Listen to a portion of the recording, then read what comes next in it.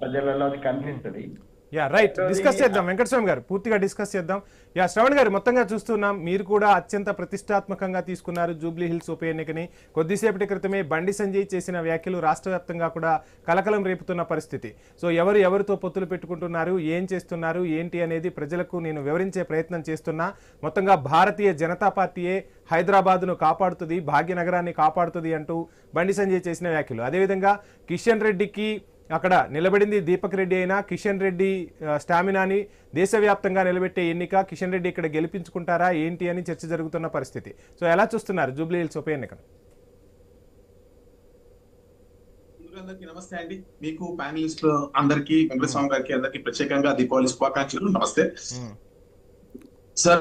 ఇప్పుడు నేను Jubilee hills ground లో కూడా తిరుగుతున్నా. అక్కడ కొంత భాగం ఎలక్షన్ పార్టీ ఇన్ఛార్జ్ గా ఇచ్చింది కూడా కాబట్టి అక్కడ ఎలక్షన్స్ లో కూడా నేను డోర్ టు డోర్ క్యాంపెయిన్ కూడా చేయడం జరుగుతుంది. ముఖ్యంగా భాగ్యనగరంలో నేను ఇక్కడ ఇదే సిటీలో పుట్టి పెరిగిన, అక్కడే అమీర్పేటలో చదువుకున్నాం.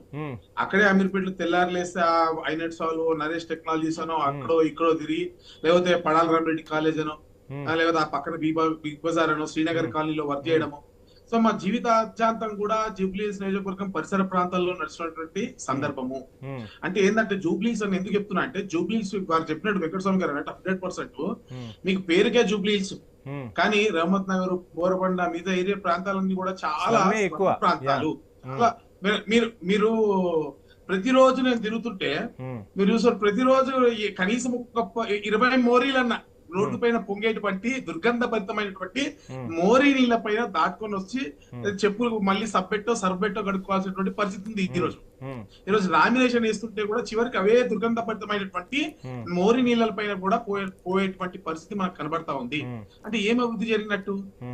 కొంతమంది పెద్దోళ్ళు ఉన్నారు కదా, ఈ పెద్దోళ్ళకి సంబంధించినటువంటి ప్రాంతాలు మాత్రం అభివృద్ధి చేస్తే, బడా బంగ్లాలు మాత్రం అక్కడ తెలిస్తే అభివృద్ధి జరిగినట్ట, లేకపోతే బస్తీలు బాగుపడితే దివంగత నేత పిజిఆర్ గారు మహానేత, భాగ్యనగరంలో అటువంటి నేత లేడు, రాడు, రాబోడు.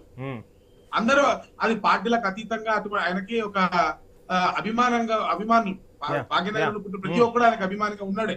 అటువంటి నేత దాదాపు అంటే ఆయన చనిపోయిన తర్వాత 4-5 కాన్స్టిట్యున్సీలుగా డివైడ్ అయినటువంటి ఖైరతాబాద్, అటువంటి అనేక మంది పేద ప్రజలకు కట్టినటువంటి బస్తీ ఈ రోజు దాదాపు 12 సంవత్సరాలుగా 10 ఏళ్ళు అటు బీఆర్ఎస్ హయాంలో ఇటు కాంగ్రెస్ 2 ఏళ్ల హయాంలో పూర్తిగా నిర్లక్ష్యానికి గురైంది. నిజంగా కూడా అభివృద్ధి జరుగుంటే నేను అడుగుతున్నానండి, మీకు నాతో రండి, నేను సవాల్ విసురుతున్నా కనీసం 100కు తక్కువ మోరీలు ఎక్కడైనా పొంగి పొరుతున్నాయి భాగ్యనగరంలో అంటే అది జూబ్లీ హిల్స్ ప్రాంతమే. మీకు నగరంలో ఎక్కడ కనబడదు సార్, మీకు ఎక్కడ కనబడదు. ఒకవేళ 100కు తక్కువ ఉంటే ఈ రోజు నేను మళ్ళీ భారతీయ జనతా పార్టీ జెండా వేసుకోవడం, కండ వేసుకోవడం బంద్ చేస్తాను. రైట్ శ్రవణ్ గారు, ఇక్కడ ఇంకో విషయం కూడా మనం మాట్లాడుకోవాలి. ఇప్పుడు మురుగునీళ్లు పొంగటం కామన్ అయితే, చినుకు పడితే చాలు యూసఫ్ గూడ ప్రజలు గుండెల్లో వాళ్ళ బాధ, వాళ్ళ పరిస్థితులు చూస్తుంటాం మనం. అక్కడ పడవలేసుకొని తిరగచ్చు, మోకాళ్ల లోతు పైగా, నడుము లోతు పైగా నీళ్లు వస్తున్న పరిస్థితి. ఎక్కడా కూడా ఇప్పటికీ అభివృద్ధి జరగని పరిస్థితులు. ఏంటి అసలు ఏం చేయాలి మరి అంటారు? అదే సార్, నేను అక్కడికే వస్తున్నా. రోడ్డు పైన అత్యంత దారుణంగా మురికి నీళ్లు ప్రవహించడం కాదు, గుంతల రోడ్లు కానివ్వండి, వర్షం పడితే పడవేసుకొని పోయేటువంటి పరిస్థితి బస్తీల్లో ఉంది. ఇక పడవ వేసుకొని నేచురల్ గా మీరు వర్షం పడితే చక్కగా పడవేసుకుని తిరగచ్చు కొన్ని ప్రాంతాల్లో. అక్కడ అత్యంత ఘోరము, అత్యంత దుర్గంధభరితము, దోమలు, లైట్లు కూడా రాని పెట్టిన బస్తీలు ఉన్నాయి అక్కడ.